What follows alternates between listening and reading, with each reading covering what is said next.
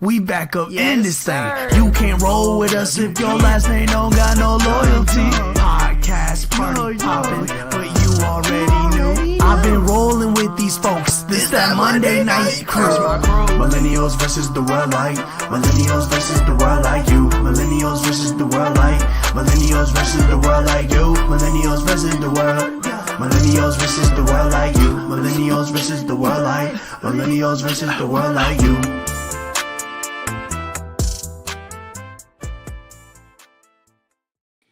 Yo, what's happening, good people, man? Welcome back to another episode of the Monday Night Crew. It's your boy K.Mims, and right now we just got the opening thoughts with me and my girl Princess. Miss Princess, what's happening? Happy Monday. Happy Monday. Everybody be tapping in a few, but me and Princess gonna kick this thing off. Appreciate everybody who's been tapping in.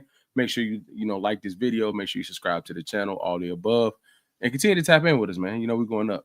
So I got a question that this was actually good, Princess, and I know last time we went all the way down about outside, but I heard this right before we popped on, and I want to ask you specifically. Look, I made a whole opening thoughts tab and everything.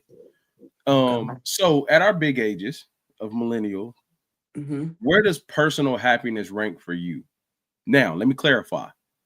In the context of like, how far will you put other people's priorities in front of you making yourself happy? And does it change based off who it is, why it is, whatever the case may be? So where does your personal happiness rank for you? It's pretty high up there. I need a ranking. Like, where we at? 1, 2, 3, what? No, I'm gonna say my personal happiness. I'd probably give it an 8. Tell me. Okay, I get what you're saying, but tell me, in priorities in life, where does personal happiness rank out of your top priorities? Not how personally happy are you? Oh,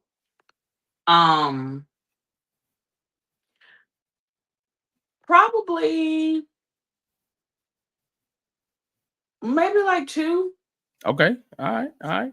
Say more. Because if I'm not happy, then a lot of things in my life doesn't flow. So, it just comes to a point where like you have to put yourself first. And personal happiness, like everyone has their things that make them happy or that bring them joy. And so I feel like I'm very intentional about trying to do those things for me. And it's because it's just so many other things going on. So I feel like my personal happiness, I have to prioritize that. That's a part of my self-care. So how far would you go for somebody else's happiness before you like, oh, no, I'm good on this? It depends on who the person is. Okay. And it depends on how much of a sacrifice it is to my own personal happiness. But I would say that the people who are closest to me, definitely it's okay, in my opinion, to compromise sometimes. Okay, what's a compromising situation? I love this. I'm asking in a real way. Like, what's something that's like, it's not about me right now? And it don't got to be small, but it could be a moment in time where like it doesn't really matter what I got going on. I'm looking for, I'm here for said thing right now. I think anything that has something to do with celebrating somebody. That's fair. So you think about like birthday dinners, birthday parties, birthday trips. It's not about me. So I might not like the location. I might not like the resort or, you know what I mean? Or the house or whatever. But for the greater good, like your happiness, in my opinion, would supersede mine. Now, if it's just like a flat out non-negotiable, like, all right, but like for the most part, I feel like in that moment, your happiness supersedes mine. I'm working on this. I think so. What happened was what I said to give context. Like, it was a whole bunch of women and men, and like all the guys were like, as long as everybody else is good, I'm good. And all the women were like, well, that's not right. And I think my personal happiness, this is touchy. I think my personal happiness probably is like priority. I'll say like 3. If I'm being real, I think like 3. But I can get selfish quick if I feel like people aren't appreciating me prioritizing Them. Yeah, and it's like, and for me at my age, it's like the more you worry about others who ain't feeding back into you, it seems less and less worth it. What up, y'all? Right. Appreciate y'all tapping in. A Princess 50 Cent or Jay-Z? Jay-Z. Whoa. I was not expecting that. Oh, Beyonce. I'm sorry, but so my personal happy ranks high. I don't. Never What's your mind. thought? You said what? Nothing. Go ahead. Because I said Beyonce and Jay-Z. No, I'm like, I don't even really like 50 Cent is annoying to me. But if we talking music only, he's probably I'm had still one of the so highest peaks any rapper could have. great for him. Yo, come on, don't do that. I think Jay-Z's only problem is that his peak isn't as high as anybody else's. Like he had the longevity, but his peak isn't the highest. But anyway, to the personal happiness, when do you believe in the happy spouse, happy spouse BS or all that great stuff? Or do you think that you have to get Happy with wife, somebody who's happy. compatible to the way you move? Um, I do believe in like what'd you say? Happy spouse, happy house. Isn't that right? Happy spouse. I think I said it right. Happy spouse, happy I house. Yeah. guess. I don't know. I know happy wife, happy life for sure. I bet you do. But like, I bet you do. I've never heard of happy spouse, happy house, but I like that. What? You ain't never heard that? I don't think so. Oh yeah. Okay. Or maybe I've heard it like worded another way. But yeah, no, I like that idea. Because I do think like although the happy wife, happy life sounds great, and I do know that a lot of husbands prioritize their wife's happiness, their family as a whole, if there's a kid, if there are kids involved, you know what I mean? But I truly believe that it is like you have to take care of each other. Okay.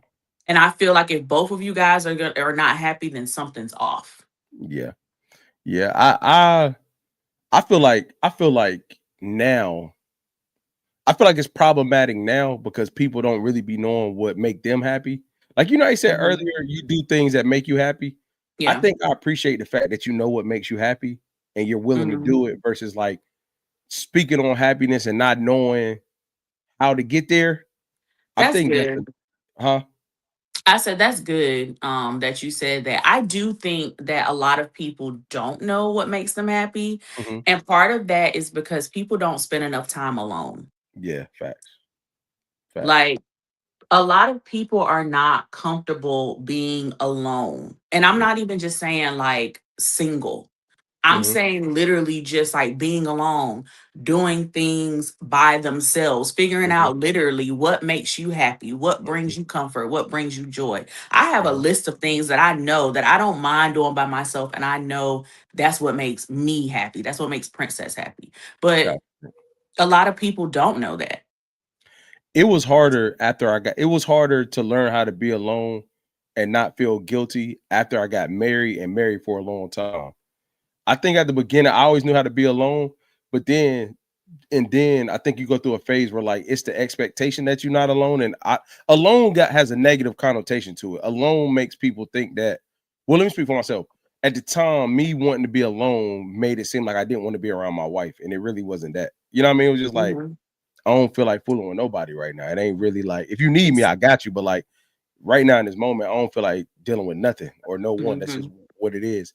So then from there, being alone graduated to like, well, hey, what do you like to do? My wife is an introvert. So I'm like, hey, like, I don't think you realize, you know how introverts have their people?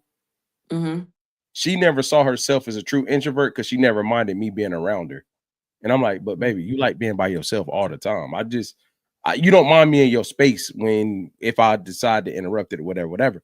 But I said all this to say, I think it's funny because, bro, I think I'm turning to a grumpy old man, Princess. Like sometimes, like the older I get, the less I want to deal with people and they stuff. Not people, but like people and they stuff. You get what I'm saying? You know how like you came up here, your day was probably crazy and busy and all the things. And like, even though I genuinely asked, you didn't like explode. Like, oh, wow. It's like, it was busy. Yeah. But like, that's Princess answering the question, but you ain't bringing your stuff along with you. so you Yeah. easy to be around. You get what I'm saying? Like Yeah. people in their stuff, bro, be kind of like, hey, can you stay over there with that? Because that ain't my life. You know what I'm saying? And I feel guilty for that sometimes because you feel like do you ever feel like the outlier for setting boundaries? I'm sorry, I know we kind of, but like in this happiness journey, do you ever feel like you the bad person or odd man out because you willing to set boundaries around said things? Yeah, sometimes, but it's like you just have to. And it's like sometimes people will suck you into whatever their mood is, whatever they got going on. And sometimes you just have to cut it short. Like, all right, I'm not on that. Like, I don't even really want to listen to it, because like it's toxic, it's negative. I'm not really trying to listen to that. I already had a day. This is Yeah, not helping with the day. yeah, So, sometimes you just got to cut the conversation short. Like, oh, okay, girl. yeah. So in closing, rank number 2, your personal happiness. Mm-hmm. After said that, I can only imagine what number 1 is, right? Yeah, come on, I know. Shout out to my boy. All right. So the other question I have for you, this is what happened. So this happened to me in the workplace. I was talking to some young people, and they was expressing how they felt like tattoos don't matter no more. Where you get them, how you get them, what they are. Now, do you think tattoos are still deemed unprofessional? It was taboo when we were younger. Now you see them a lot. Do you still deem them unprofessional? Do you still deem tattoos unprofessional? Um, so I'm gonna say no. Okay. Um, I feel like they can be unprofessional, Mm-hmm. but it's just not as heavily frowned upon as what it was whenever we were first like entering the job force or when we were coming up. It was like, oh, like don't have a sleeve. Like Yeah. don't like just don't even have like a piercing, like your nose pierced or like too many piercings or but I feel like everything now is just like freedom of expression, like like that's heavily accepted and popularized. And so I feel like tattoos is kind of like you see people all the way up like the corporate ladder with like tattoos. I mean, sometimes you may not see it because they may have on a button up, but I Mm-hmm. also feel like, specifically, like for my job, we are a very casual company. So Mm-hmm. oftentimes you will see people like in a company t shirt and jeans, like at meetings. And Mm-hmm. so if they did have a sleeve, you would see it. But Mm-hmm. it's like, it's also the type of environment where like nobody cares. Yeah. I think so my thing is I agree, right? But I think certain tattoos in certain places are still deemed unprofessional. And I even if think it's the not neck and the face. see like anything that so like the stuff you said, I think yeah, like legs, arms, even almost like your hand. Like even if your hand has something, I don't think it's as crazy no more. I ain't a fan. I ain't a fan of it. But I would say like I think anything on the neck or anything that's like OD taboo, like demons and stuff and devils and stuff like that, invisible places. I ain't gonna Mm, lie. I think that's a little out there. And the reason why I ask is like kids be getting tattoos at like 14, ninth grade, full sleeves. And I'm like, yeah. bro, you don't I'm even not know what you really that, like for but real to be tatting permanently. mm-hmm, You know what I'm mm-hmm. saying? And then I'm like, you already I'm like, you already on some like, yeah, I gotta say this without sounding bad. You already don't understand core professionalism. Yeah. And then you add like the sleeve. And don't get me wrong, I don't have a problem with tattoos, but like I would have I got my first one at 18, and I don't think that I should have gotten the second older because I hate that one now. And I'm Mm-hmm. grown. But um, do you think it comes with something though? If you have tats in certain places? Mm, Say the neck area, say the face, but mm-hmm. but not specifically at your company, but like just say, do those things then impact what we're saying if you have a small neck tattoo or people do the little ear joints or you know what I'm saying or Yeah, well, right behind here. the ear, that's like kind of discreet. So I wouldn't consider behind the ear. I'm talking about the neck and like anywhere like this part of the face. But I do think like even at my job, if somebody was to have that, like I do feel like people would kind of look like, okay. Do you don't have none, do you? No. Is it just a no-go? You never wanted to? Feel like you're too old now? What? I have contemplated getting a tattoo for like sentimental purposes, but the Yeah. fact that I didn't get it at this point, I probably never will. I'm also afraid to get a tattoo. Cause the pain? Yeah. Hold on, princess. You got all that lip and all that. You scared of a tattoo? You said all that what? Lip. See, I'm gonna tell you what gets me. When y'all be having all that bump and y'all be bumping them gums, and then y'all scared of stuff like bugs and tattoos. But I mean, I can handle some pain in different areas now. Like I'm not just like I can't handle pain, but the tattoo just seems, I don't know. So let me preference this with that. Okay, I agree with you. I'm not done. I think I've wanted more tattoos as I've gotten older. As I gotten older. Asia, what up? As I've gotten older, I've wanted more tattoos and I probably getting more. I will say, man, and I said it earlier, but I'll go in a deeper conversation. Princess, I don't think they're necessarily unprofessional. However, I do believe that in certain environments, you can never get that leg up. You know what I'm saying? Like, I do think some people in the room will judge you, especially. And the only place I feel like it's cool is like military. If you got a military background and you come out with them, people ain't gonna trip too crazy because you got a military background. If you work for yourself, people really can't hold you back. So it's cool. And then this stuff is crazy. And then you have like military, wait, what's the other, like professional athletes. But I've seen instances where tattoos have held people back, and it's nowhere in company policies, it's nowhere in said things. I just think it's like one of those things where like people hold it against you whether they want to say it or not. But Asia, feel free to tap in. Do you feel like tattoos are still deemed unprofessional?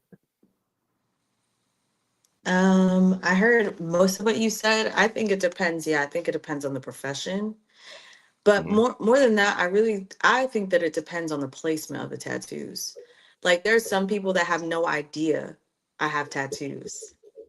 And I have quite a few, right? But it's really, but because I knew that I was going to be in professional settings, I didn't want there to be anything that anybody could say because just being honest, I'm Black and I'm a woman. So I already knew there were going to be things about me, and I have locks, that they were going to assume about me when I walk into a room regardless. And so for me, I was very adamant on like the placement of my tattoos. So that it's like, okay, if I want you to see them, you will absolutely see them. If I don't want you to know that I have any tattoos, you would never know. Yeah, never mind. I don't want to get started in that. I don't want to. Let's get into the social news.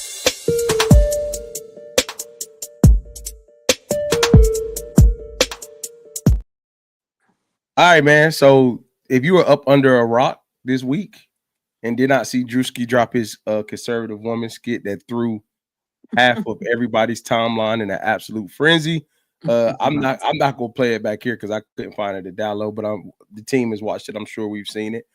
Just what are you, before we get into the conversation of the quote unquote backlash reactions, whatever, what was you all's initial thought when you saw it, when you saw Druski skit?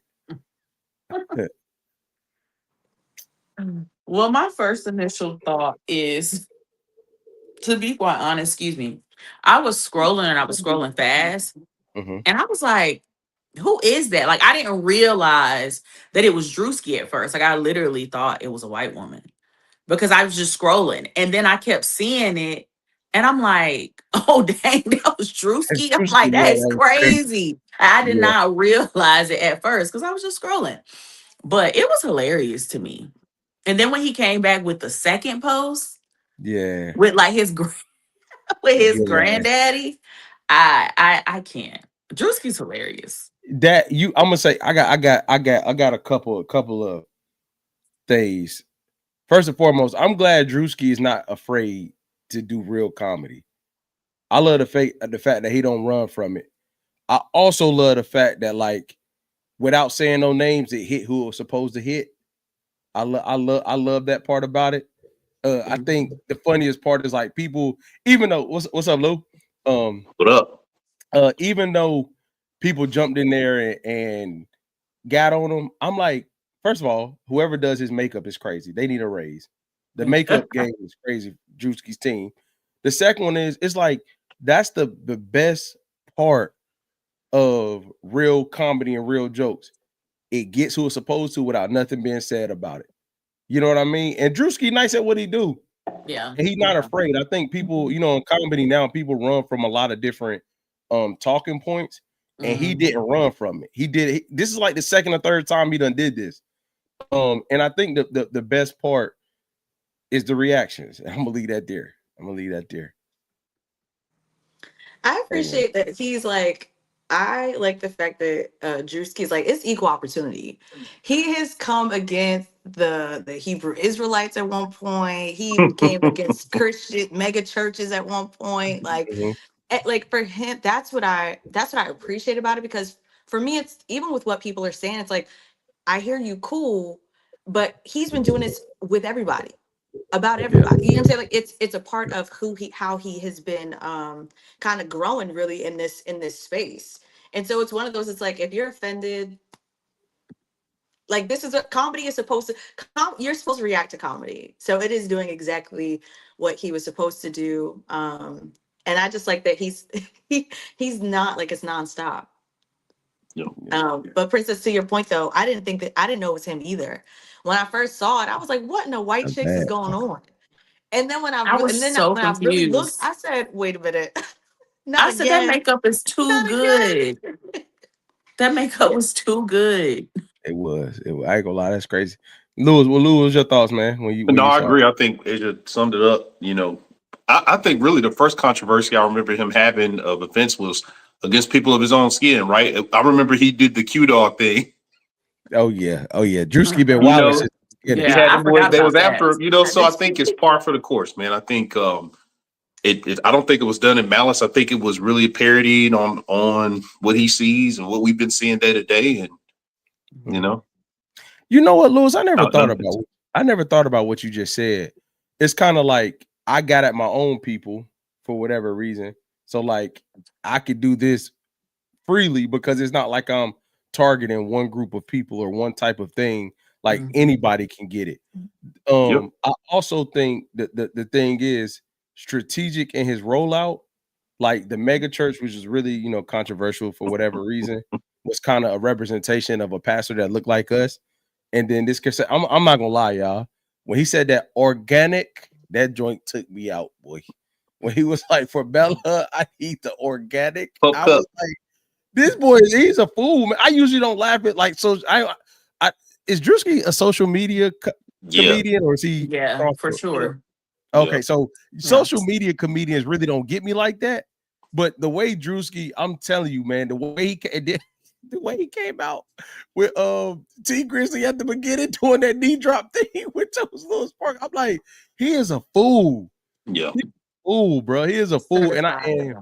it reminds me of like every so often we have somebody reset the market with like authenticity. And I feel like Druski has done that. You know what I mean? And he didn't really like, I'm not trying to be mean, but I'm glad he ain't apologized for it. I'm glad he like, oh, you know, take it as you see it. He hasn't apologized for any of them, right? Like None, not a one. That's good. I mean, Miss Rachel. Miss Rachel. He did Miss He Rachel. called slack. Yeah, and he parodied that. And one of the dudes that got fired that was a part of that skit from his job. Hey, that's what he can't get fired. He did. You know, they said so. I saw something today where they said he may lose his endorsement for T-Mobile because you know he had a sponsorship through T-Mobile. But it'll be hard for me to believe he didn't give those signs up way before he actually dropped it. What are y'all thoughts on the people who are offended, whoever they may be? I think people. Go ahead, P. I'm sorry. No, I say I have no comments. You know, Okay. I think it's okay to be offended, man. I'll be honest with you, right? Because I don't feel like we're ever in a place to tell people whether they should or should not be offended by something they see visually. However, I think it is important to do your research, right? If you're offended to the point to where it is becoming bothersome to you, to where you just like feel like something needs to be done, I think you then have a responsibility to really understand what the message that was that's trying to be conveyed, and then make your decision from there. I just feel like it's unfair, especially as an African American, right? Because so many times we've been told not to be offended by something, and then I'm offended by that. So I feel like it would be hypocritical for me to tell someone else what they could choose or not to be offended by. So I think it's okay to be offended by it. But I think but however that offense bothers you, if you're really that, impacted by that, then I think you owe it to yourself to really understand and learn more about whatever it is that took place that bother you, particularly him, because when you do the research on Druski, you realize what he is and what he does. And then if you choose to be offended after that, then I think, maybe it's a deeper issue. Well put, bro. Princess, you were saying something about he put is that his biological grandfather that he posted today? I would think so. I mean, could be AI. I don't know, child, but it looked just like him. Yo, you Yeah. You crazy. I can see it being his biological grandfather.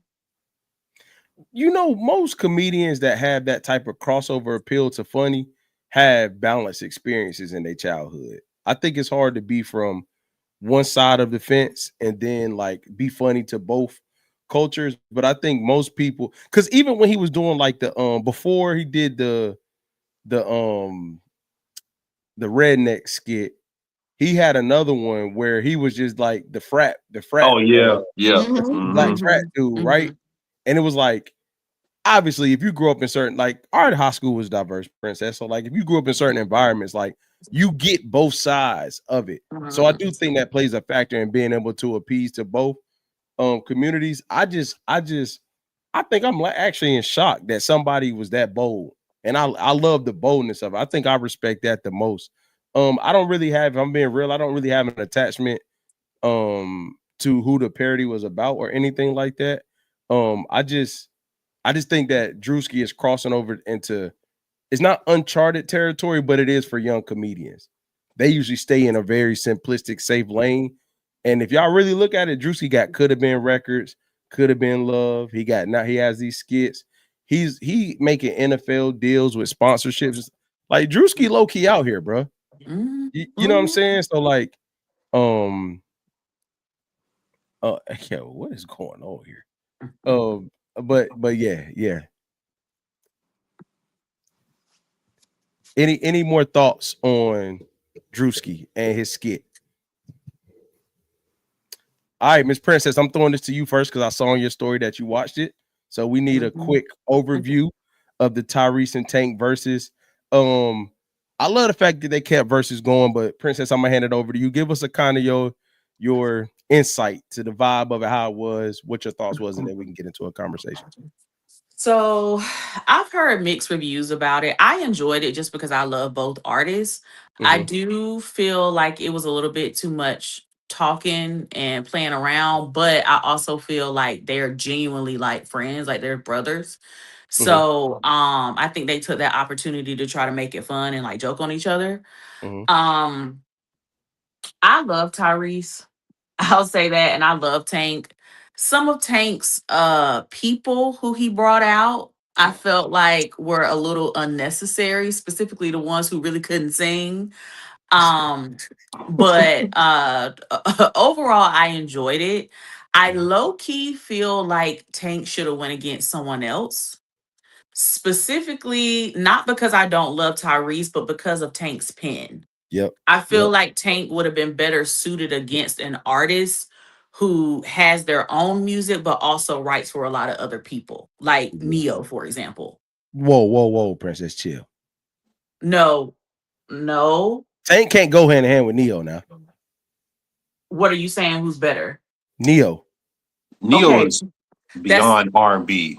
But that's fine though. What I'm saying is it would have been better for him to go against somebody, whether it's Neo or not. I'm just using You're him just saying as an somebody like example. that. Someone who is also a writer, because it got to a point where it's like Tyrese was really in his bag and his own stuff, but like Tank was pulling from a lot of other people's music who he wrote for, which is fine because rightfully so, it's his as well. But it's like I just feel like it was a little uneven at in that sense.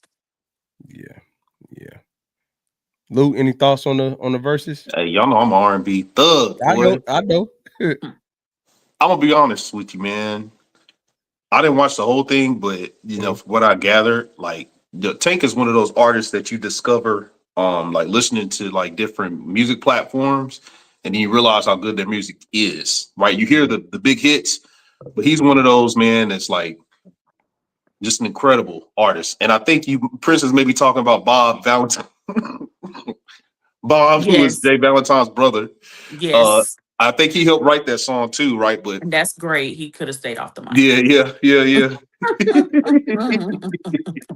Uh, man, I loved it, man. I'm a big Tank fan. I like Tyrese. I think, man, Tyrese really he hops in and out of the music thing. I think Tank is really authentic and true to it, and he's a musician. You know what I'm saying? Like, Mhm.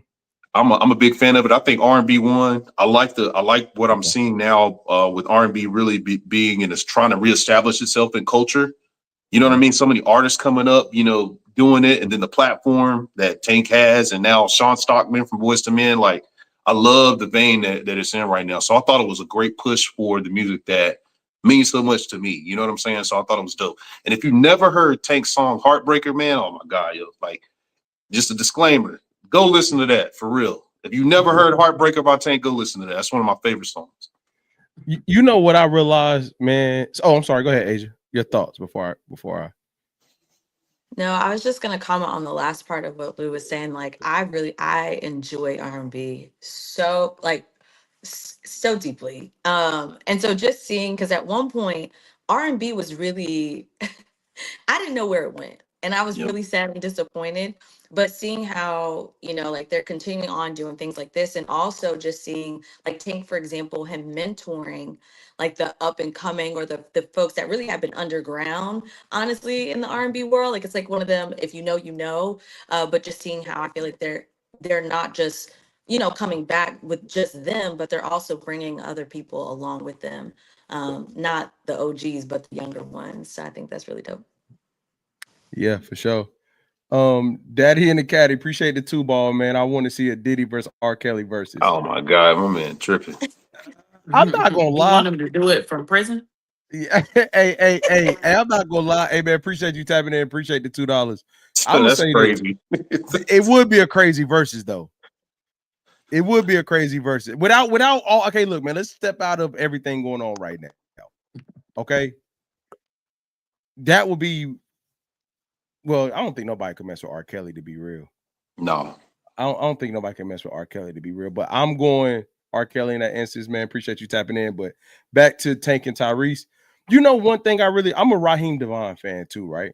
So I know like what I listen back to it. I didn't catch it live, but I listen back to it. And one thing I really realized is like when people write other songs, you can damn near hear them in that song. Yes. After, yeah, I know, but it's like, but if you never knew they wrote it, you don't hear them.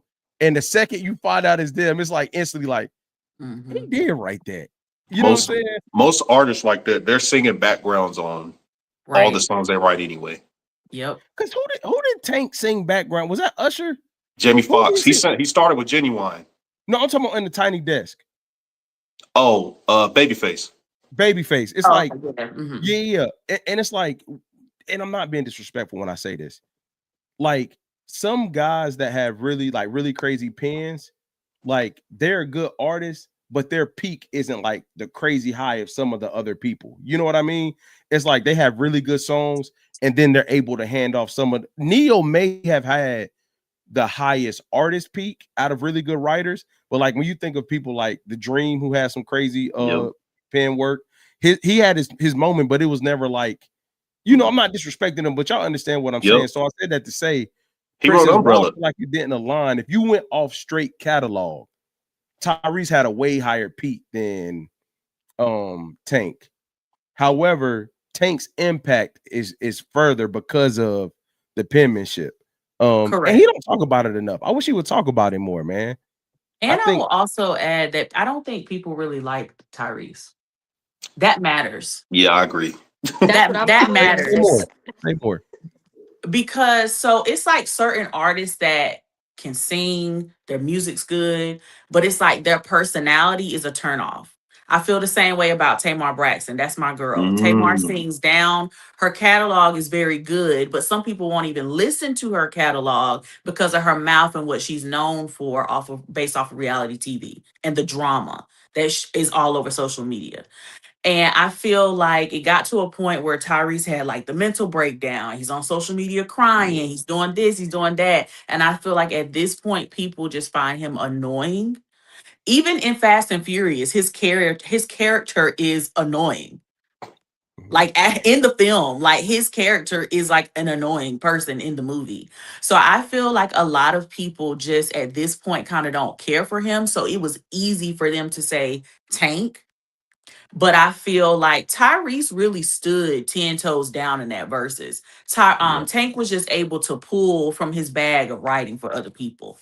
Yeah.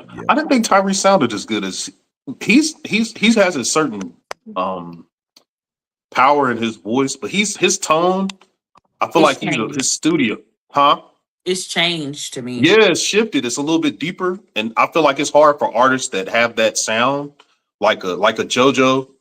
You know what I'm saying? From Jodeci, I mean, no, Casey from Jodeci or Cisco. It's hard for people to maintain that type of quality in their voices later on.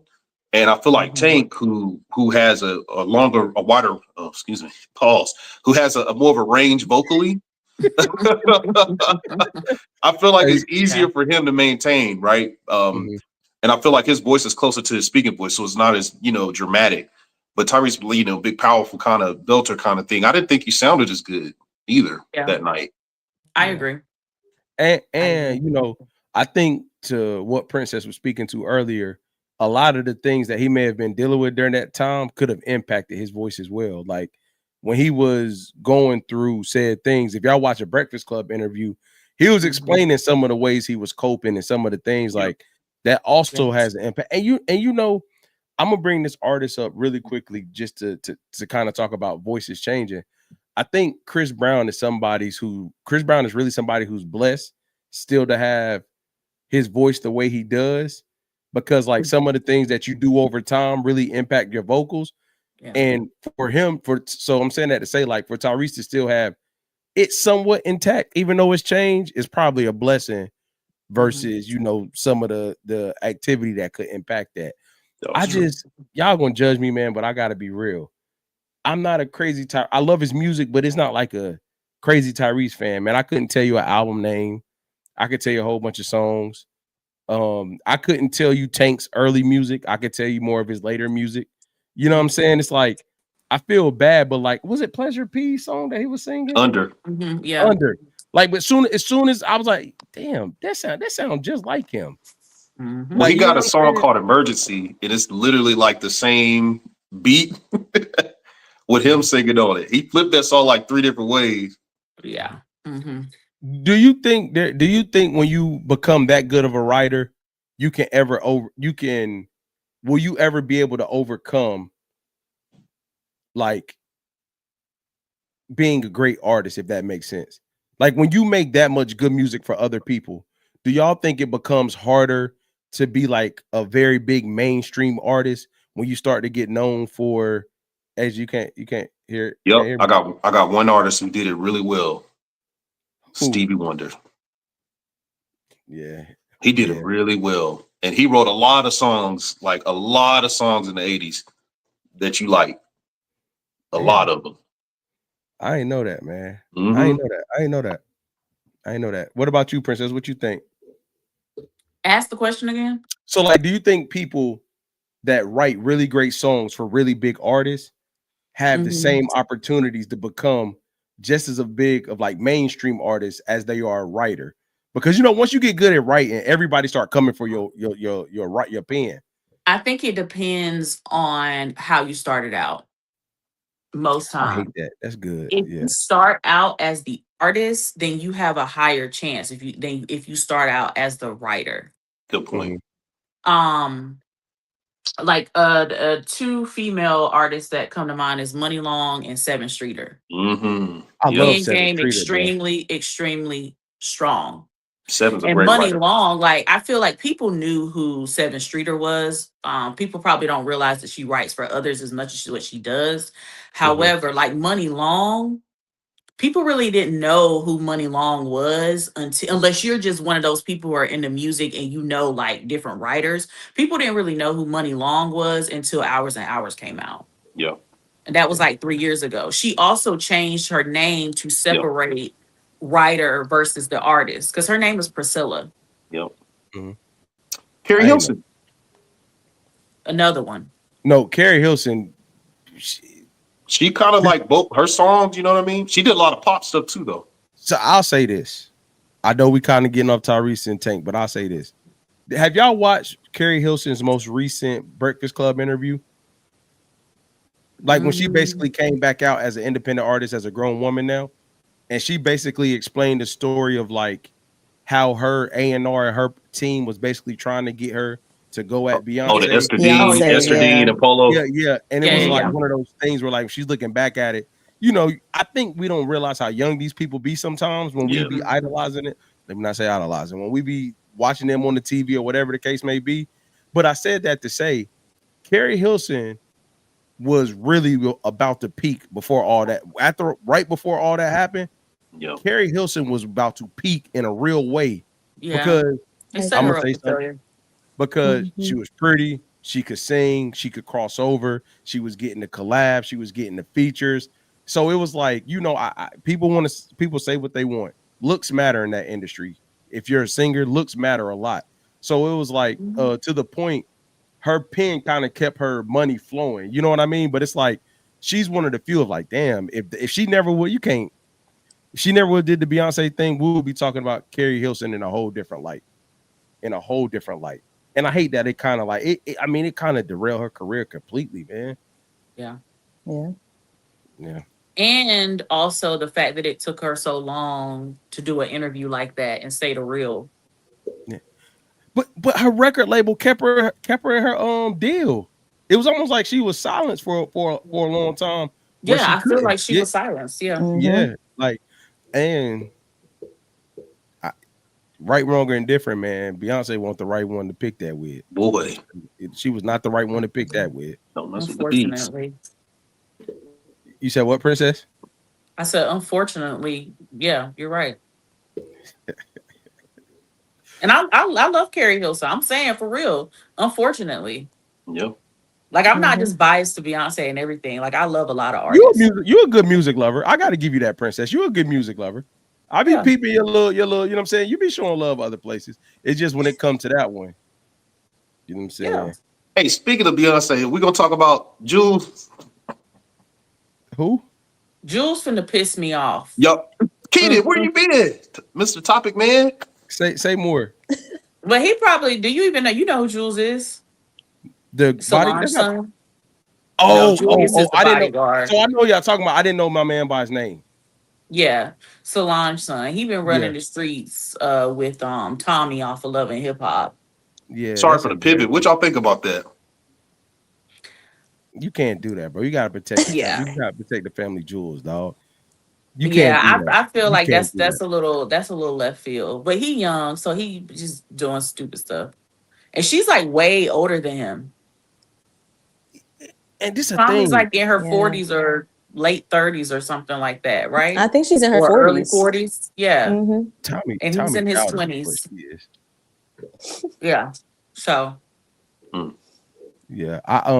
You know, and I think people don't realize this, but Solange was also a really young mom too. She was. Yeah. So like, and I'm not blaming her, but like, you know, that kind of plays into the upbringing of like how kids maybe see the world because you're a little looser when you're a young parent. I just think you got to protect the family jewels at that, or change your last name. No funny. No funny. His last name is not. Yep. It's not Carter. Well, it's not. Knowles is Carter, harder. sorry. No, sorry. But I'm talking about her. Like I feel like Oh, you talking about Solange? Hey, if you gonna do that, if your son is gonna do that, you gotta protect the family jewels, man. That's just what it is. And you know, that's another person. Solange had probably one of the best albums. What year was that, Princess? I know you know. It came out in maybe like 2016. That's an example of how you start. Because she started as Beyonce's sister, that album was great and it got recognition, but that album was amazing. Great. That album was, huh? I said great, amazing. Is that Cranes in the Sky or what was the name of the album? I think it's Cranes in the Sky. Table. I'll see that Cranes in the Sky is the song. It's one of the songs on there, yeah. Yeah. Didn't Beyonce do like a seat at the table vibe at an award show later? My wife be into all those subliminal messages. It was like she had a performance that she did where her chair was on top of the table. Even though she was performing her own song, she was representing the one when she was pregnant. That's dope. Yeah. But also, did you know that that's not Solange's first album? It's not. Right. It's not. No. Oh, It's okay. her I'm best making album, sure though. you knew. I did. It's her best album, though. Absolutely. Yeah. But Lewis, what's your thoughts on him running with Tommy? Man, you know, young man, he's a model, you know, it's just a toy. He go, you know, you your eyes are wide, you're gonna go for everything, any and everything. You know what I'm saying? I just think that he wasn't the fact that they were in public, I don't think he realizes I don't think there's anything wrong with what he was doing. I think it's how he was doing it that he has to be more cognizant of. And like you said, it's a brand. The family is a brand in itself. So he has to understand that, you know, while you want to act to be a young man, you got to understand what you represent. And even though it's innocent or you are able to do those things, you got to think about what that can mean to the family. And they had a statement the next day, right? When that circulated, they came out with a statement the next day and shut it down. That team don't play, boy. Yeah, they ain't playing about that. You know, they had a good talking to him. Hey, my thing, hey, do they still like their dad, man? They seem like they don't like their dad no more, man. I'm being real, yo. Matthew? Yeah. Oh, I don't. Princess? It's complicated. It depends. Hey, ain't no funny though. Don't some days, bro. They be on some beef joint with him, bro.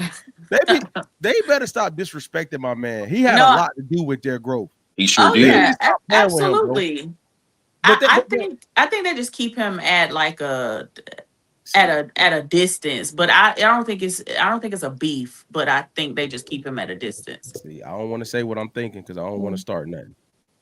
He managed more than just them, though, right? It's a lot of successful artists that came through his Matthew Knowles is like a music mogul. Yeah, but he got one daughter. Well, not one daughter, but one daughter that I feel like this. I feel like whatever reason they split up, whatever may have happened, a lot of people side with where Beyonce is. And optic wise, it looks like, you know, she is a mama's girl, seems like, you know what I'm saying? Like she rocks with her mom, what she should. Mm-hmm. But it's like, I don't want to say they disown it or don't give them credit, but like, I hate sometimes how decisions take away what people have done. You know what I mean? Like Destiny's Child and Beyonce wouldn't have been that without him. Like we ain't gotta like him now, but like let's give credit about that thing. You know what I'm saying? Yeah. See, us men folk be out here going through it, put in all the work, man. I know. Joe Jackson. Yeah. Come on, man. It's you co-signing that, Keenan. Co-signing what? Lewis. It's true. I meant that. Joe, that's real. Hold on. Is he lying? No, he's not, but I don't think it's like I hear y'all, I do, and also sometimes no, like it can be a both and, but you better believe that whatever feels more weighty, whatever aligns with whatever my value is or whatever the case may be, I'm gonna remember you as that. Beyonce can have that view.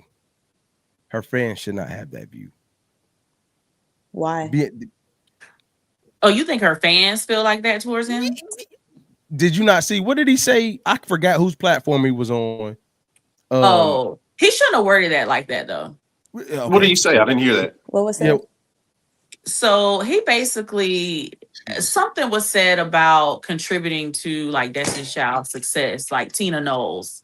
And he was just like, what did she do? Who Like, did as if like she wasn't in the trenches as well, as if she wasn't the very first wardrobe designer that they ever Yep. had, when there was Yep. no fashion houses that would give black girls from Texas any clothes. Like she played a major role in that as well. Like obviously he was on the business side, but like she played a major role in it. And he was just like, well, what did she do? Like back to the end, like that was his response. And he kind of said it like that. And the next day he released like another interview or PR statement and tried to like clean it up. And that may not have been how he meant it, but that's how like it came across, as if like she just contributed nothing. But shout out to Matthew. Real ones know. Let me be clear on that. Oh, okay. As long as you can say it, we good. We can move on now. Yeah. You know, people how quick they forget. All right, man. So we're gonna move into a video reaction that I think is gonna be a really good conversation.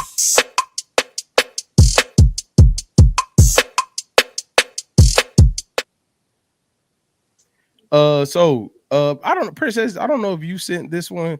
Somebody from the group sent it, man, straight out the group chat. Sound dumb as No, we don't. to both of y'all. Y'all both sound dumb as No, we don't. You pick your child over your spouse every single time. If there's a plate of food, bro, if both of them are hanging off the side of a cliff, I'm picking my child before I pick up my spouse every single time. I'm not doing that. I'm picking my so you okay. I'm not doing that. All right, next topic. No, because I'm starting to get annoyed. But you're talking. But okay, the thing is, you're looking from a personal aspect of you have your son solo. That's what I'm trying to tell you. You're not going to see my perspective because you're not married. And you've never been married. Neither have you. I haven't. But guess what? I don't have a child either. And because of that, my mindset is okay with saying I could choose my spouse first before my kid. You only have a son. You don't have a spouse. If you were married to your baby mother before having a child and you built that relationship in that core, you wouldn't think the same way. You think the same way because your son is all you have. That's all I need. Right. But if you were married and with a woman, you wouldn't think that way. You think that's my best friend.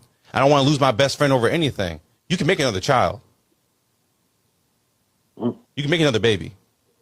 You pick your child before your spouse, bro. No, you don't. You picked the person that you said before God that's the one I want to be for the rest of my life. Life, death, do us part. And all right, we ain't got to get into the whole thing, but y'all get the gist of where the conversation was going. I think some of the big, and I'm gonna give a general takeaway on my end to kind of get the conversation started. The thing that I picked up on that really resonated with me was like when he spoke about you only have a child and you're not married to the child's mother. And like, I don't have a child or a spouse, but because I'm looking for a spouse first, then to have a family with, I will value that person more. So that's something that stuck out to me when I watched it. But what's y'all initial thoughts seeing it? Kind of your opinion on the choosing, how it should go, and all those things. I was the one who sent this to the chat. Remind me, was the initial question like if the mom was dying? If like they was hanging off a cliff, would you? Hanging off the cliff. Mom or the child? Okay. Yep, the mom or the child. Yep. Oh, okay. I think that example is a little extreme, but anything happens. I always think of this when it comes to childbirth. And quite frankly, that's a question that I ask. If I'm giving birth, who you saving? Because in my opinion, I feel like the natural response should say that you're going to save me. Now, if it's my wish, if I then say, no, I would prefer for you to save our child, then that's another discussion. But I feel like my husband's natural response should be to save me. Yeah. And I'm talking about childbirth, not if I'm dangling off a cliff. But I mean, even still, hey, I can't be mad at my husband for wanting to save me. Yeah. All right. Okay. Lou? Man, I don't like entertaining questions like this. Respectfully, I know it's hypothetical, but the only context I would see it as plausible is with what Princess alluded to in childbirth. I think that's a time that you would have to make that decision. And And I would agree with her. Okay, so Asia. Yeah, I feel similar to Keenan what you shared. Like the takeaway that I had from the video was yeah, him just pointing out essentially I think life experiences changes your perspective. Yep. Because even after he said what he said, and the guy was getting frustrated and he said, yeah, all you have is a son. His immediate response was, yeah, and that's all I need. Yep. Mm-hmm. His life experience with the mother of his child or whatever the case may be, whatever heartbreak or whatever that situation was, has now shaped his perspective. Because for you to be someone that you're saying, okay, all I need is my child. I'm not even entertaining the thought of having a partner or a spouse or anything like that. I can't fault him for what his perspective will be. But then I also it's like, okay, well, don't get frustrated with me because then I'm then choosing that, yeah, I would then put my spouse, because what the other guy was saying is like, yeah, I'm building a connection with somebody. From what I heard, because I have a similar perspective, I want to be with somebody that wants to be a husband more than they want to be a father. Yep. Yes. Mm-hmm. Right. Yep. And so it's like, yeah, not to say that they don't want to be a father, but that they want to be a husband more than they want to be a father, because I think that will shape their, their priorities and also their perspective. I think a good husband, someone that wants to be a good husband would be a great father for that reason. They would figure out how to be a good father. Mm-hmm. I agree with that. Yeah. I agree. That's well said. So to Asia's point, and I didn't jump to death. You know what I'm saying? Like, I do agree, Princess, with your example, honestly, wholehearted. And I even told my wife, if you said pick the baby, you just gonna have to be pissed off with me after my decision, because we could have another child. Huh? Absolutely. I feel you. Yeah. But I didn't jump there. You know what I'm saying? Because I think that is an extreme. I jumped to how, I don't want to overuse traumatic, but main man who had the son, you now forever have a skewed opinion of what a value of a good partner or a wife could be, because the relationship with you and your child's mother probably isn't good. You know what I mean? And then to say well, you're going to pick your child every day. It's like, you sound like, and this is me assuming, speculating, you sound like a guy that probably didn't plan to have your child when you had them. You had to have had them. You had to be there. You weren't you know what I mean? And it's like, bro, nobody would choose to want to have a kid by themselves or be in a situation where the parents have to talk about who they're going to choose. Does that make sense? I feel like too many people do things that don't really think about I don't want to call having a child a consequence, but thinking about the reaction from what you do. And then you end up with something that's life-changing, life-altering. And then you try to figure out, and then you make an opinion about spouses and wives and husbands based off Saturday night at the club, we was drunk, this happened, and now this child is here. And it has zero to do with what type of partner that somebody can be, but your inability to make smart decisions at the time.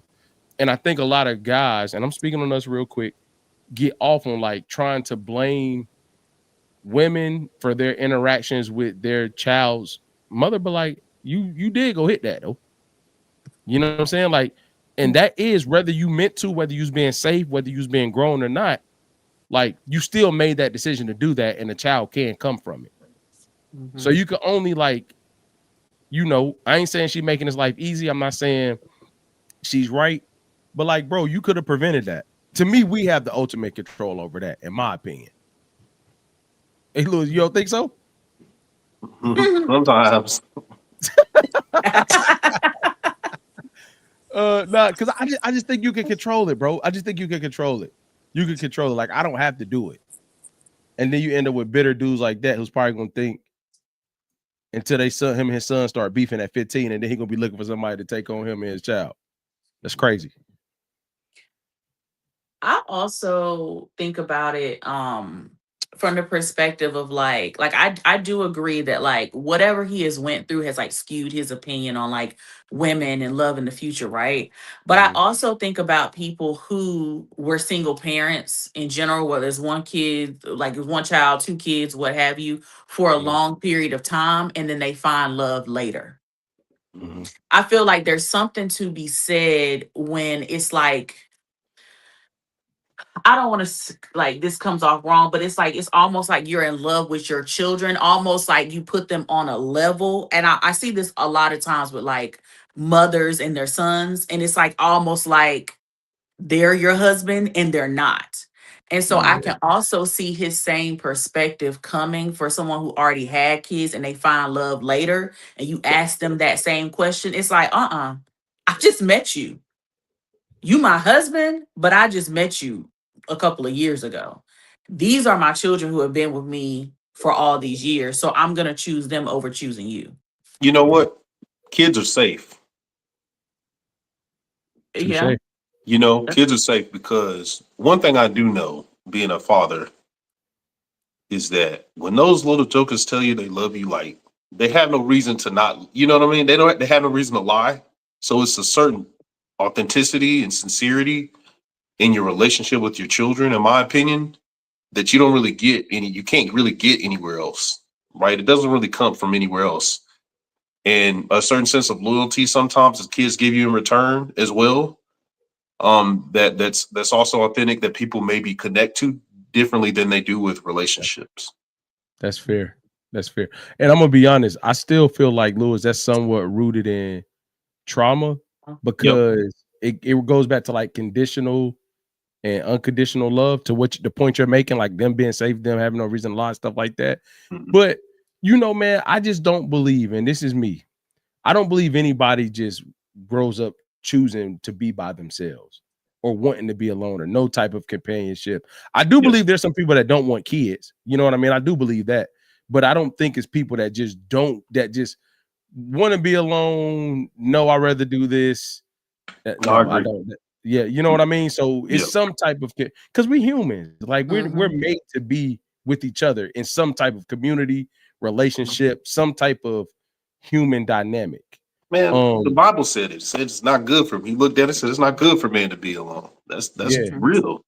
Yeah, I just really have an issue with people at our age who have, I gotta make sure I say this the right way, who have unique co-parenting relationships or dynamics, and now everything outside of anything that's healthy or anything outside of that is now like, oh no, I'm not doing that because this one decision you made. You got to take accountability in those. That's just how I feel about it. That's how I feel about it. Go ahead, Lewis. Do you feel like you would be this? You would have the opinion you have if you weren't coming from a dynamic that has been stable over the last 14, 15 years. You feel like you would come to that same conclusion? I feel like I made good decisions when I was young to be able to be stable now.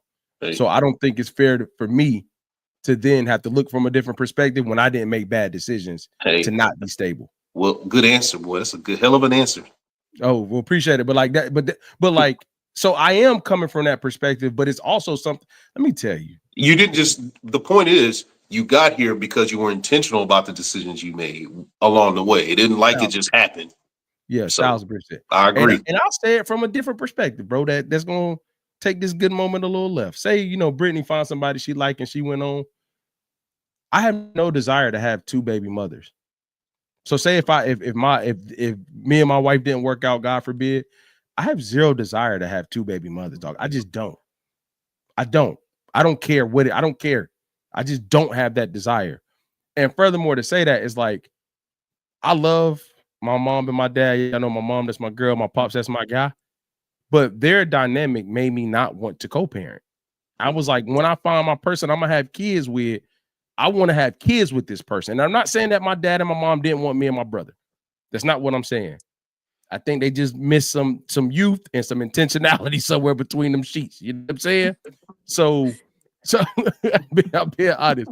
But it's like seeing that dynamic, man, that it takes a certain type of person, especially if y'all's union wasn't strong when you had kids. And I'm not saying that about my parents. I'm just saying, like, man, to go from this to that, shit, I think it's easier to start as co-parents and never be together than it is to be together, be in the house, then split and try to figure out where your baby's got to go.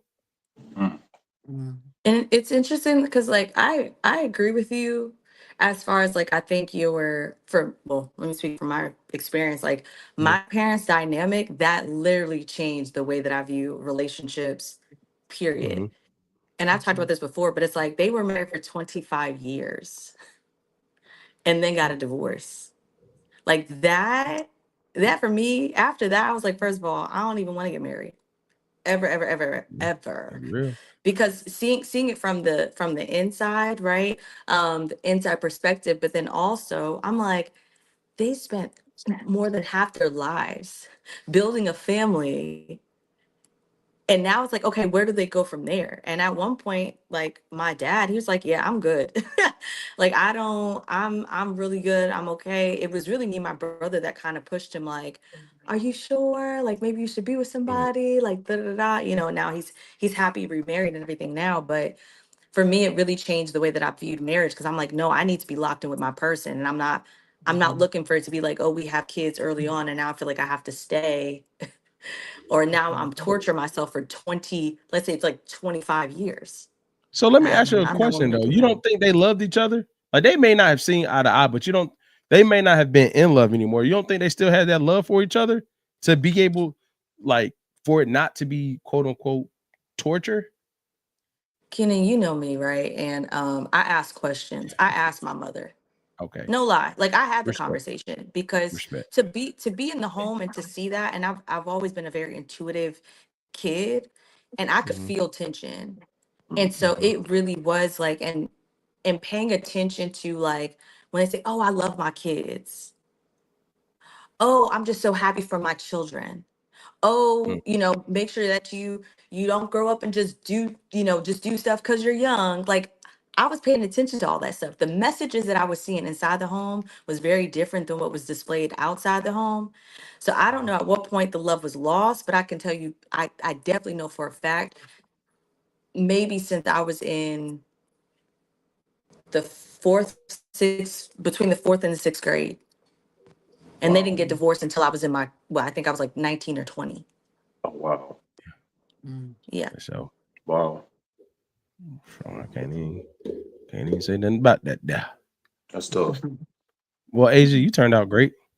Oh, Yep. thank you. Yeah. All right, so let's get into the topics of the night.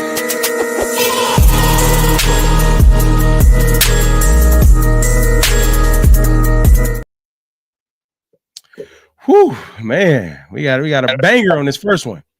All right, so at what point does going with the flow become avoiding in a relationship?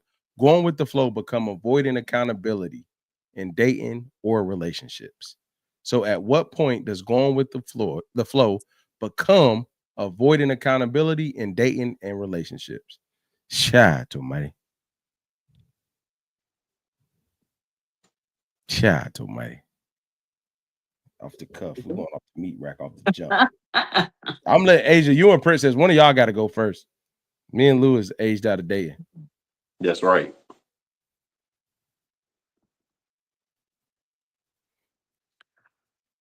I thought Asia was gonna go. You're Oh, tipper. Asia. Okay, we can throw it Asia. Go ahead, Asia. She doesn't want to. Okay, go ahead, Um, Princess. at what point is going? I feel like when you just realize that there's no progress. Mm. Okay. If nothing's changing, then I feel like it's showing that there's a lack of accountability. Because sometimes going with the flow can just be going with the flow, and it's not necessarily a negative thing. But when everything all the time is always just like going with the flow, but like, is there any growth there? Is there any excitement there? I feel like if it's not, then there needs to be some type of conversation and accountability. Okay. Mm-mm. It's Asia. Yeah, sorry. I I literally would not let me unmute. I was trying to before. Yeah, I agree though. I think it is when it becomes repetitive, when it becomes a pattern of behavior. And also it's funny because going into my therapist bag for just a second, like there are times that I do have to ask. I've asked my clients a lot, like, why are you constantly going with the flow? Because for some people, and I've seen that, I don't know if men do this, but I've seen it happen with a lot of women. Like, we don't want to be seen as doing too much, or we want to be seen as like, oh, I'm just like, I go with the flow, like all the things, like, see, I'm no drama, all the things. So we're trying to like package ourselves in a particular way when it's like, and I've seen it where we really do convince ourselves, like, no, it's just going with the flow. Like, nah, that's just how it is. You know, it's fine. And then later on, what happens is we then start to have an opinion that we then voice. And then the man is confused in a heterosexual relationship. The man is confused because, like, what? I thought you were so easygoing. And she's like, well, I was just trying to make life easy for you, you know? And I feel like You've resentment been lying this builds. whole time. But I think part of it is it could be seen as lying, but I really do think, and I've seen people, they really do believe they're just going with the flow, and they really do convince themselves that they don't have an opinion, and because that stuff, some of that stuff is deeply rooted until it's called out. Honestly, Mhm. but yeah, I think just when it becomes a pattern of behavior, and when you never have anything to say for yourself. Lou? I think the lady summed it up well. I think when it starts to, I think Princess hit on it with the growth aspect of it. I feel like it stunts you because you have no path or no direction and no place to go. So, I agree. I think that's when it's time to really reevaluate and decide, what order or what direction you want to go in life and in the relationship. Yeah. I actually agree with everyone. I would say when you're beginning to mask something you disagree with by going with the flow. So like you're going with the flow, like I was about to use the answer, when you like masking something by going with the flow is when I feel like you're avoiding accountability. Because let's be real, man, people are uncomfortable having tough conversations. I'm not in the dating world, but I know like I can only imagine how it is like halfway knowing somebody and gotta have a tough conversation about something. But the other side of that is about 90% of people change for who they want to change for. You get what I'm saying? So like if somebody really likes that other person and they try to give them accountability and they like each other, 9 times out of 10, that person will try to change for whatever said thing. I think there's too many, and to your point, Asia, there's too many people that like, oh yeah, I'm just going by the flow, da da da. But you really are scared to speak up for yourself, or you've compromised your moral compass for this relationship, and now you don't want to look crazy to your family because you done said all these great things, or vice versa. Or now you're going with the flow because you done probably sold wolf tickets about this guy or girl to everybody else, and now you got to keep going with it for it not to look away. You know what I mean? That's why I'm always skeptical about people. Like, no, I think that it's always best to like be reserved and then go full throttle. Because once you start full throttle, hey, all right, Lou, we just thugging it out. Once you go full throttle, it's no way to really change that, bro. Like once you go full throttle, you can't get up out of that. You can't get up out of that. So how you have conversations of something you don't like? You know me, baby. I ain't afraid of the confrontation, bro. Even at the beginning when you don't know her like that. Hell no. I'm going right in. I'm going right in there. Ho. So if y'all say this date 3, yep, or just y'all been together for a month, so whatever time period, you will be just as comfortable addressing something then as you would be now, knowing. Man, I ain't gonna lie, bro. I would be very, very. I would do it, but being comfortable with it at the beginning is the point I'm making. I would do it because I had to. I'm gonna be real. I'm uncomfortable. That same apprehension people have about doing it, I have about not doing it. Not doing it. I'm the same way. Well, okay, what does that feel like? Say more. I can't get comfortable not addressing something that needs to be said. Like I just, for my own, for just to be out there, I can't be content without that. So I need to address it to move forward. I need to put it on the table so that I can continue to move on, because I'm going to be calculated in my delivery. I'm going to be respectful, and it's going to it's going to show me who you are really, in that moment. So it's going to let me know whether I'm wasting my time or not. So how do you handle when somebody you talk to, not a friend, a partner is giving you accountability. Like now I it's love something it. you That's you what doing. I'll give it to me. You disagree though. I'm asking. It's hypothetical, but I'm asking. If I disagree with the accountability, like they're trying to give you accountability on something that you don't see that way. You don't see the same way on the thing that they're trying to yeah, give you. okay, all right. So I got you. If I value them enough, I will listen. But if I do not, then I'm dismissing it. Okay. Okay. You gotta, you Go gotta ahead. have Go ahead, something. Lou, I'm sorry. No, my thought process is you gonna give me accountability. You gotta be. I've watched you. You gotta be someone that's demonstrated that you coming from a place of experience and yeah, growth. You at a place that I'm not, or emotionally, intellectually, like you gotta Something. yeah, it's gotta be valuable. I gotta see value in you for me to even pay attention to it. Okay. Miss Asia, I what's your agree. response? I agree. I agree with Lewis as far as like, yeah, it makes it makes me uncomfortable to not address certain things because I don't know how to act now. Like if there's and it could be like, and once again, like I think it's about how, excuse me, I think it's about how you present the information, right? Because I'm not coming off as like I'm not gonna say something just to say it.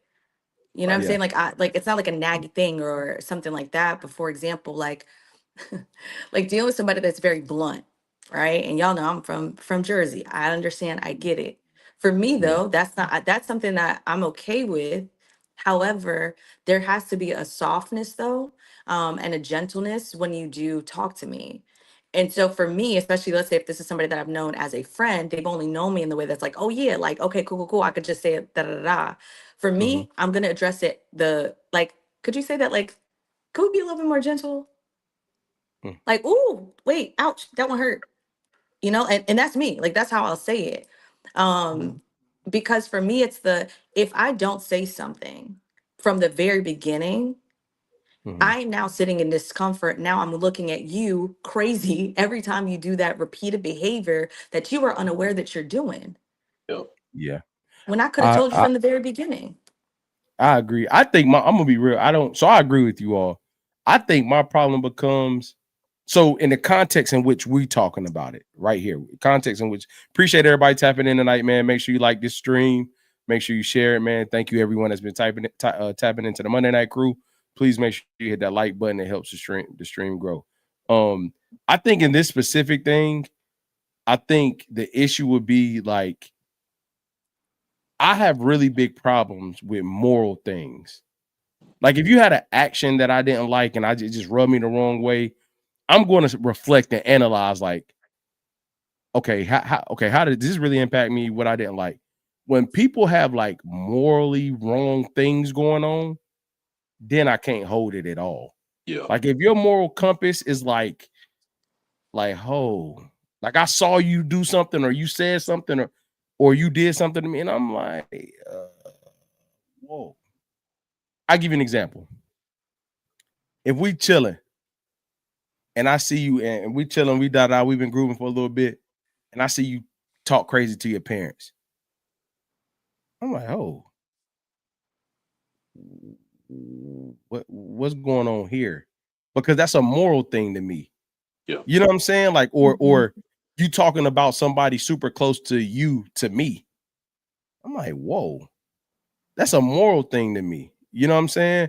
I don't really understand those things. But if it's something that rubs me the wrong way, going with the flow, I think the thing about accountability is like you're going to lose a lot of people if people aren't used to it. You're going to lose a lot of people if they're not used to giving themselves accountability. Because what Lewis was alluding to, and correct me if I'm wrong, is like you've probably already checked yourself before somebody said something if you could. So them saying it probably wouldn't bother you as much as it coming from left field. You know what I mean? Like, I try to, but sometimes we all have blind spots. yeah, You know? yeah. But see, you about to make me say something. I'm gonna stop right there. I Yeah. agree with that though. And More I will moral say I moral think it compasses. does. I don't understand that. I'm being honest. No, I agree with what you're saying, but what I'm saying is like if somebody addresses, going back to what you asked Lewis earlier, like if somebody addresses me with something that I didn't think was an issue or I didn't even know I was doing, or I don't agree with it, Mhm. I will, in the moment, I'm still working on this. In the moment, usually I We get know real you. quiet. I know, Mhm. but I'll get quiet because I'm having a full on. Do I really do that? Nah, are they tripping? They probably tripping. Nah, let me hear what they saying.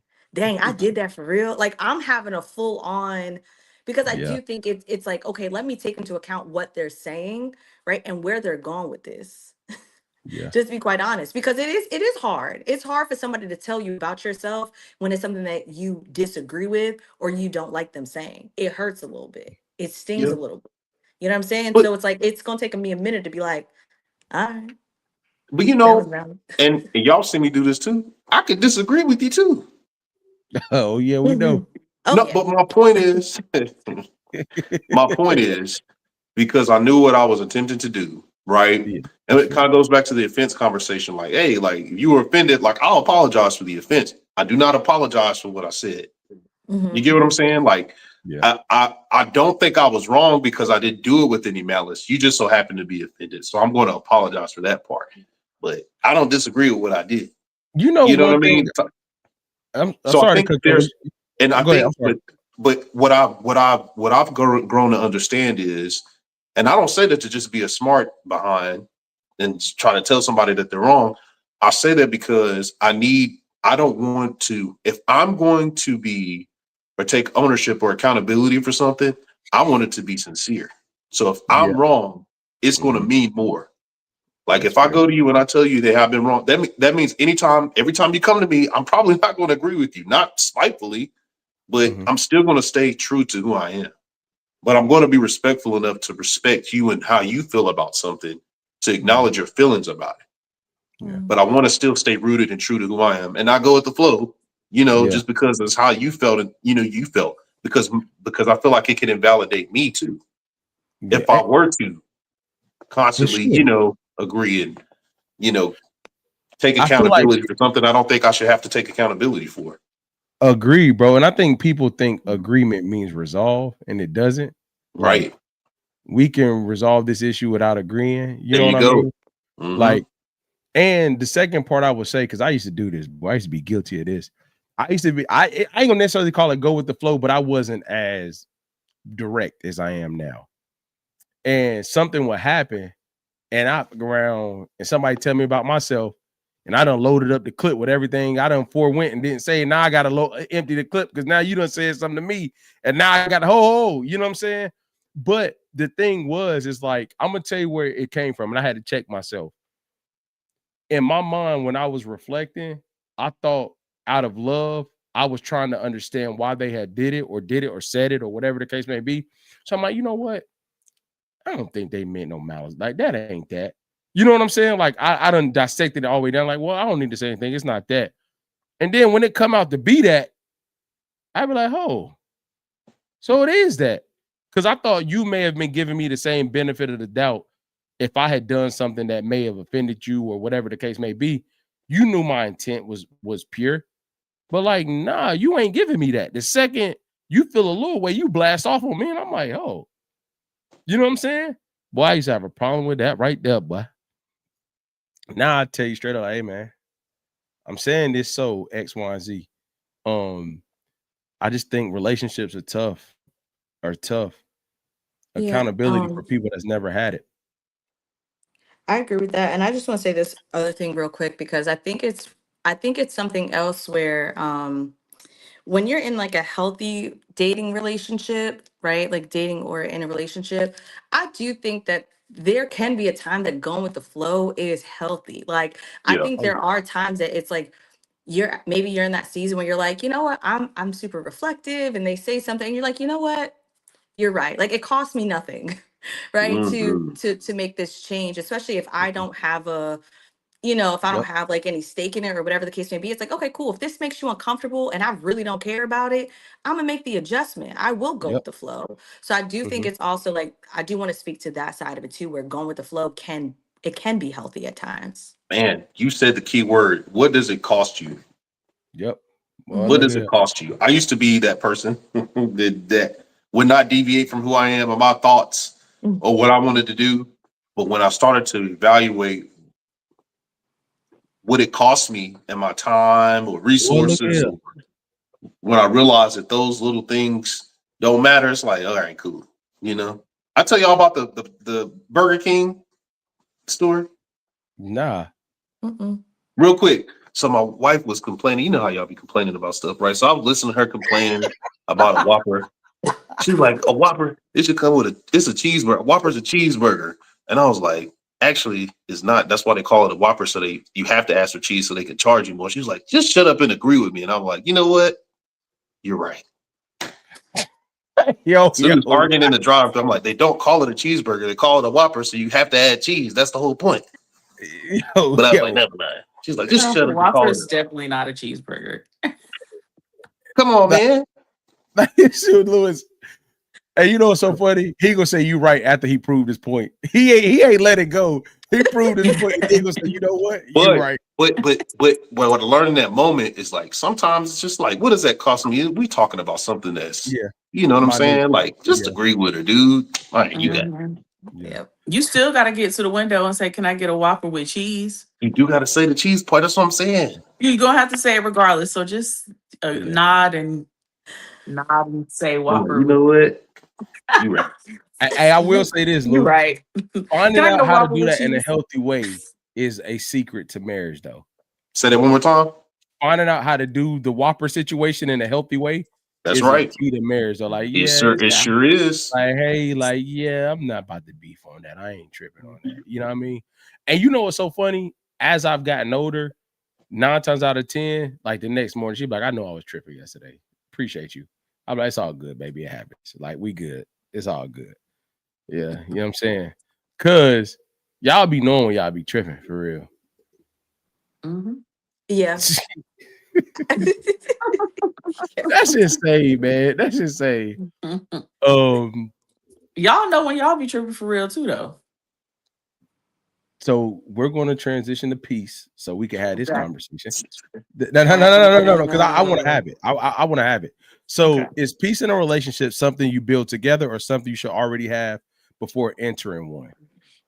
Boy, look at here. Let me tell you something, man. It's a good question. It's an absolute. I'm working on myself. Most things you have before you enter a relationship are going to have to evolve or change once you get with somebody else. Correct. Like that thing. Should you be in a place of peace? Should you be peaceful? Yes. However, whatever you foresee yourself as, or the things you do, or the way you see the world, when you bring somebody else into your life in a healthy manner, it's going to change regardless of what it is. Even if you're doing the same thing, it ain't going to look the same because you're including somebody in your life. So to the point of a question, I think people shouldn't date when their life is chaotic. I don't think you got the right perspective of life at the time if you're going through a lot of chaos and things of that nature. But I think you have to recreate it after you get there. I think you got to recreate it for what 2 lives together now look like. Because we don't be tripping like that, Princess. We're gonna get back to that comment, but I'm gonna throw that over to y'all. I agree with you. Yeah, I definitely agree. I think it's super healthy to get to a point that you are at peace in your world, in your bubble, and all those things, because you learn so much about yourself. Yeah. And I think you also learn the value of peace. Truly, there are some things like when I get around like family and stuff after living on my own, I'm like, oh, I'm overstimulated. It's too much noise going on. Get me back to my place. Yep. Because I value my peace, right? It's like, oh, but before, and y'all know me, I'm always ripping and running somewhere. But before, it's really taught me, living on my own has taught me, I can move around, but I need these quiet moments. I value that. I know that's something that I need for myself, whether I'm in a relationship or not. And I think that's helpful so that you don't become codependent within your relationships, where your peace is solely tied to another person, right? And it's like, oh no, I can still take time for myself because I know what that's like already. And then I can spend time with you, quality time. And also I still have to save some for me. So yeah, I agree. Well said. I was gonna say, I definitely feel like it's something that you build together, regardless. It doesn't matter how peaceful you are on your own. To your point, Keenan, joining your life, your schedule, your being with someone else, it's going to cause adjustments. Like For sure. there's no way around it. And you Yep. guys are gonna have to find what peace looks like for y'all. And similar to like our conversation at the beginning of the pod, Keenan, like my individual piece Mm-hmm. and his individual piece probably looks different than Yep. what our like joint piece looks like. For sure. That's good, And Princess. so I feel like it has to be a healthy balance. I think it's good for you to know what peace feels like and looks like on your own and as an individual. Like we talked about earlier, like I feel like that's a part of self-care. But then also like it's something that you have to learn and also that you have to work on daily, Boy. honestly, in a relationship. Yeah. Like your story, Lewis, like it's just like, is it worth like disrupting the peace It ain't. because she want to call a Whopper a cheeseburger? Nope. No, like Hey. it's not. But you know, like some Yeah. people would really know in real time. Some people would literally like just go back and forth, and it's like, is it really that deep? Like I said, like either way, when you order it, you're gonna have to say a Whopper with cheese. But in that moment, you don't have to do the banter back and forth. That's peace. That may be what peace looks like in your relationship. Just letting it go, going with the flow. But you can't do that all the time. And can I just And jump in real quick, super fast? Because Princess, what you're talking about is making me think about the way that peace evolves in a relationship, right? Because there is that honeymoon phase, and I think that honeymoon phase piece is very different than the after honeymoon phase piece. Amen. And if you get so glued to the honeymoon phase piece, you're Mhm. gonna then resort back to your personal piece. I'm just like, I don't need this. Oh, this different. Oh, you changing. Oh, Yep. blah blah, so on and so forth. Now realizing it's just a natural progression of a relationship. Mhm. That's all I want to add. yeah. That's good. Lou. These ladies did a great job. I don't have anything. Y'all, these ladies did an incredible job answering it. Really good job. So I'm gonna go. I'm gonna go back to I Princess. thought you answered already. Damn. I know, but Princess said we know we be tripping. Hey, That bro. literally has Hey, you know what? nothing to do with this topic. You said what? That has nothing to do with this topic. Okay, all right. I'm gonna let it ride right there, because I was about to. The one thing I will say though, Don't worry, you gonna save it. Like you I- just said, how you be saving stuff. Let me Yeah. piss you off. You gonna tell me. well, chill out, man. Piss off is so strong. That's so strong, Princess. You get teed off. The Perturbed. one thing I will say that I think does pertain to this conversation is I think it matters when people had to learn what peaceful is in their own lives. Like sometimes if people didn't come from a peaceful upbringing, or they're used to static, or the house isn't stable and all these things, if you had to grow up and recreate your own peace, like you had to create it for yourself, it may take longer to get it with somebody else, because people are typically more resistant to let it go when they had to spend so much time creating it. Mhm. I realize, like, when people do a really good job of coming from where they're from and doing things, and they create something for themselves with nobody into it, and then we get together, it's harder for me to let go what I worked so hard to create, to then go make these adjustments with all the things on the table. You know what I mean? So it's like it's tricky, man, because you really got to trust somebody to say, I'm gonna give up some of the things that I've known or that I've built year and year. And I'm specifically talking about grown adults who built it on their own without a relationship. Then you have to go trust somebody to give it up. Boy, look here. That's I ain't real. telling you no lie. Yes. Yeah. Mhm. The older you get, the realer it gets. Ooh. Yeah, man. And then it's like, is it a thing where like the older y'all get, this is a crazy question I'm gonna ask. Like you just start getting agitated when you get sleepy?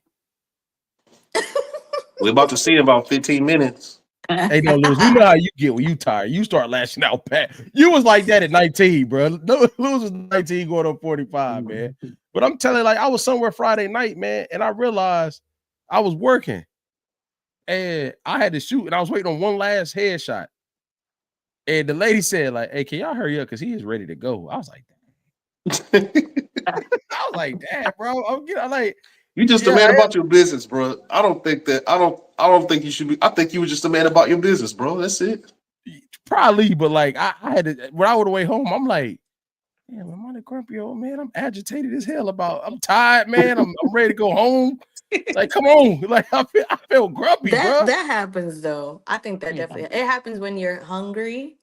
Yeah, it happens for me, I get delirious when I'm tired. So I actually have a burst of energy when I'm really, really sleepy. Y'all have seen it. But when I'm hungry, don't talk to me. Or you could talk. I'm not gonna respond much. I'm gonna be in my little corner. My battery is drained until I get some food. And then I dance and I get excited. Yeah. For sure. All right, so let's get into this fair or foul.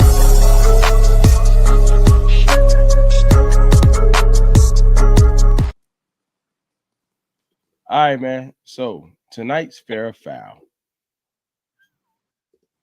Fair or foul? Can you love someone and still not choose them? Is that fair or is that foul? It's fair. We got one. Lou? Fair. Asia? I think I do. Yes, it's fair. She was just trying to decide if she's going to be controversial or not. Yeah, I really. I ain't gonna lie. I'm on the fence too. I'm on the fence too. But go ahead, Asia. I'm sorry.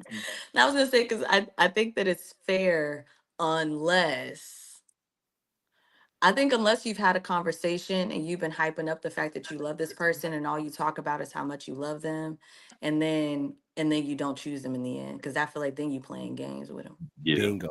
You delivered you boosted their expectations just to bring them down. So I think that under that circumstance, I would be willing to change my answer. So, what makes it fair to you, Brother Lou? You got to go first on this round. What makes it fair? Hey, what did Jasmine Sullivan say? Just because I love you and you love me, it doesn't mean we're meant to be. You know what I'm saying? Like that's just staying on R&B. But that's the truth.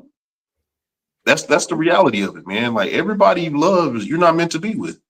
So, and they may not be the best fit for you. That may not be who you should have kids with. Like, it's just, they may not be in the right place. The timing. I mean, there's so many elements of love is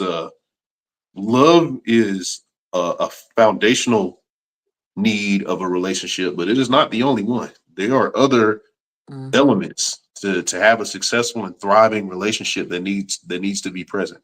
So it is absolutely fair to not only make decisions outside of just who you love. Okay. Princess? I mean, I agree with everything Louis said. I always say love is not enough. Yeah. Love alone is not enough. I'm glad you threw that in there. You know what I'm saying? The way I read this, even though I know it's broad, the way I read this is like, if you're in love with someone, I think where it becomes foul, Asia kind of said about communication. The only other way is like, I think it's a little foul if you're in love with someone or love someone and to still not choose them includes like an unknown factor because of your own insecurity or whereabout, if that makes sense. So like, I'm here in this moment with this person. I love them, X, Y, and Z, but I didn't choose them because I'm worried about what I could miss or what may be over there. And my own, I'm gonna say immaturity, for lack of a better term, makes me choose that unknown factor because I was worried about that. You know what I mean? Like, because when you don't choose, it's rare that, oh boy. Do y'all feel like most people choose right the first time? And I'm not including my own experiences. So like, people talk about people that got away and things of that nature.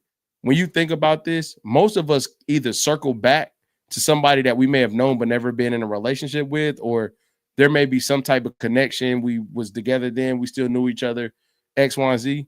Do y'all believe that plays a factor? Like, do most people end up with the first person they were madly in love with?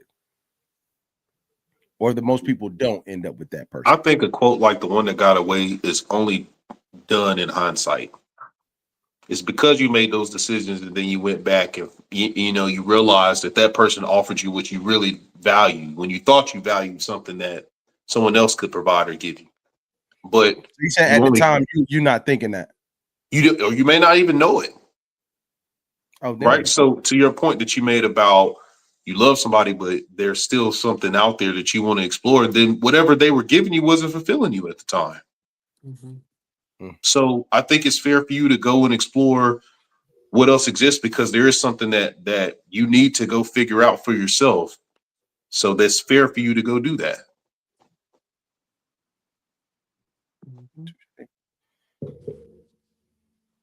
Asia, do you have more to add on top of that? No, but I do. I'm gonna say no and they say yeah. I think that everyone. I'm not gonna say everyone. I think a lot of people, most people, have someone that got away, and it could be, to Lewis's point, it could be like, wow, in that season of my life, right? Like, dang, they really did get away. Like, they were actually a good person, and I was like tripping, or I wasn't ready for them, or I was scared, or I was this, or I was that.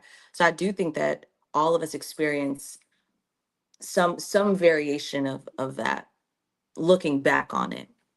Yeah. I'm gonna be honest with you, Lewis. I think people do be knowing, bro. I think they're just choosing I just think I've heard people say, like, damn, I know this is the right. I know I should be. I know she has everything I want, but I know, and then they go make the rash decision. They go about it the right way. They communicate, they say whatever they gotta say. But like, I think people know a little more than I'm not talking about when we 18, 19. I know, Lewis, you and our situations are very unique. You know what I'm saying? So with respect to that, like, most people know at 24, 25, 25, 26-ish, like, okay, they have all the things. For instance, you know how you get older and people will say, like, well, this person has all the things I want, but like, I'm on the fence about how attracted they might be to them, right? But you knew that person had all the things you wanted. So that, I don't think that would be a situation where hindsight, like, you knew. And then say they lose a couple LBs, they get in the gym, they do this, and now all of a sudden you like, no, it ain't that. You knew they had the same attributes before all those things happened, and you elected to make the decision that you wanted to make.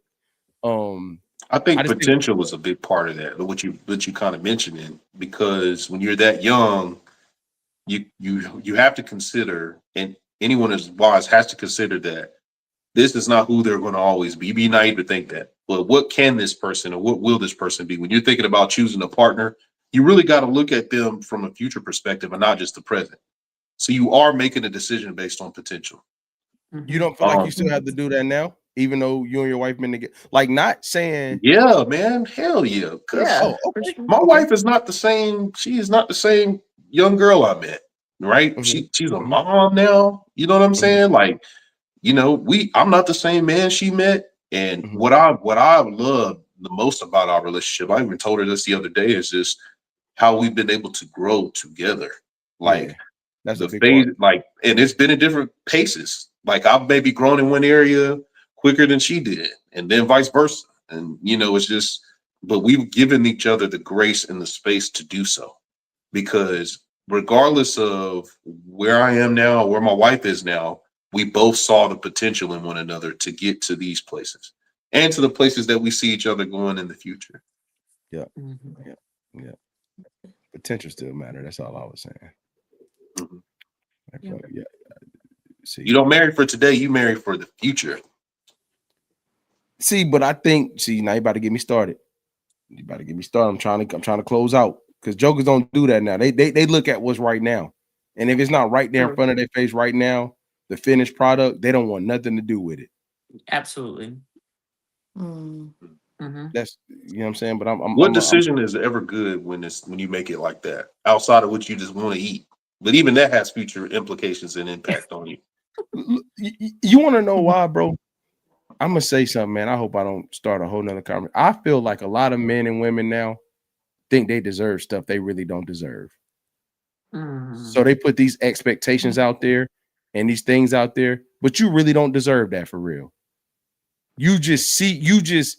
Now somebody that deserves it, that work for it, ain't gonna spend a lot of time yapping about what they want. They're gonna go find it and go get it. But someone who spends a whole time putting a whole bunch of expectations and why, bro, you think you deserve that. You think you want that. You know what I'm saying? That's like when people want some of these high paying jobs, but really don't know what it comes with. Man, dude. Yeah. So they throw them numbers out there, and it's like, you think you want that? Get in the game. Get in the game. So I'm saying that to say, Lewis, I'm with you, brother. I just feel like a lot of people, a lot of people just put out things because they think that's what it is. You know what I'm saying? Be pissing me off. That was good, Keenan.